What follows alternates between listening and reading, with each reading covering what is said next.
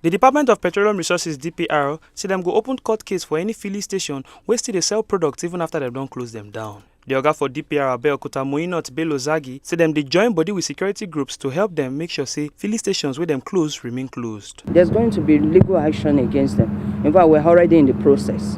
It's so they are not meant to do what they did. I'm sure you will have seen our seals severally on those facilities. So there's going to be legal action against them. Bello Zagi talks say DPR no go waste time to close any filling station wey start any renovation work and they no collect permission from them. Filling stations that want to embark on renovation are meant to make an application to us.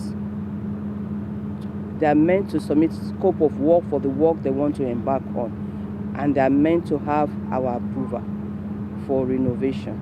So some of the ones that you saw that are under seal, or the ones who stop the work, we've done that because they didn't get the necessary approval from the Department of Petroleum Resources. DPR say them go continue to make sure say all filling station owners obey their rules and regulations.